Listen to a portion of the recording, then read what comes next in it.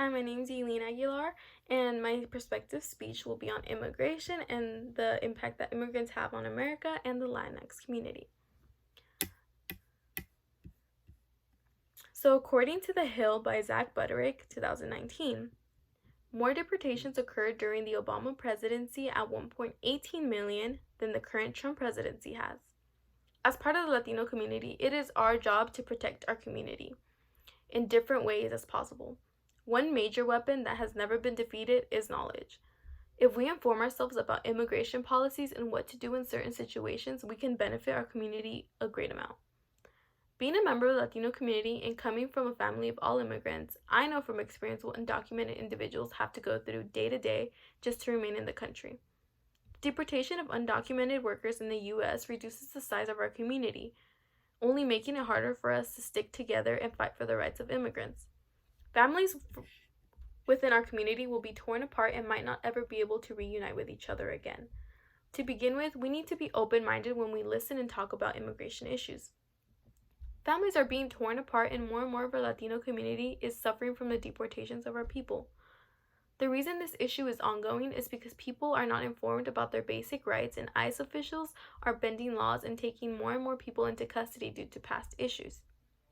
ICE officials are more interested in chasing after hardworking immigrants than those immigrants that come here with no intent to work except to cause harm and trouble to others. In a video found on YouTube, a woman named Sylvia cries when she is told that she has 2 weeks to leave the country. She has never had any trouble with the law. Her and her husband have worked honest jobs since the day they arrived in America. They pay taxes and do everything else U.S. citizens do. Now, the issue is not only leaving to a country that seems foreign to them, but now they have a family and a home in the United States. They're going to be leaving kids behind. The reason why this problem continues to exist, is because life in the Latin countries only gets harder. There's no work, prices have risen, violence increases by the second, and people want to start a new life somewhere safe like the U.S. with promising opportunities. Kids from our community are being left behind when their parents are deported and they're left alone. This can lead to rebellious actions that only make our community look bad. If we know what to do to help our community, it won't be as affected, and it'll only unite us and make us stronger together. In addition to the information presented, we don't have to become immigration lawyers, but we do have to obtain some information about immigration laws and rights that benefit our members from our community. If we hear about a neighbor that is going through a situation like this, of course we're going to want to help. And what better way to help than by passing down some knowledge? We can inform the community that it is possible to be detained if they're here without a legal status or even with a legal status. The first thing they should do if they have a suspicion of an ICE arrest is to be in contact with a lawyer that is familiar with their case and can be available to them if an arrest were to ever happen. If these steps are followed, it is more likely that the person detained will be informed about their rights and what they should and shouldn't do. For example, I have various family members that are undocumented, the closest one being my dad. We have discussed what he should do in the case that he is once again detained by ICE and the questions he should refuse to answer. This way, God forbid it were to ever happen, if it happens, then him and I and our family will be prepared for what the following weeks and months will be like. Although the solution isn't a permanent one, it definitely will be useful to our community, because many of us are afraid to ask questions simply because of our legal status, or to even consult a lawyer because of the financial implications it comes with.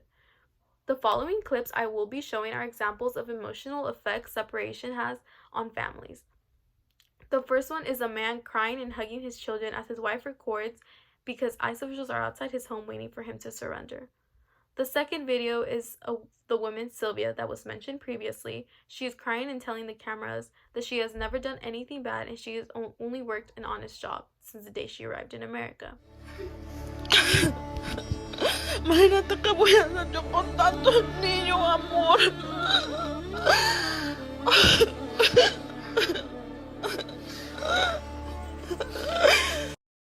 Was that everything we've got through our own hard work. We've never done anything wrong. An estimated 11 million. If we share the information we are learning, we can help out the undocumented members of our community during these hard times, and they can feel a little bit at peace, at least knowing their basic rights. The less our community is informed, it will be easier for them to fall into the traps of ICE officials, and that will only jeopardize their eligibility to remain in the U.S. throughout their legal proceedings. We can avoid misinterpretations and small mistakes that can make a huge impact on one's status and help out our family and friends from the community so that they know the right thing to do if they were ever to find themselves in a situation like this.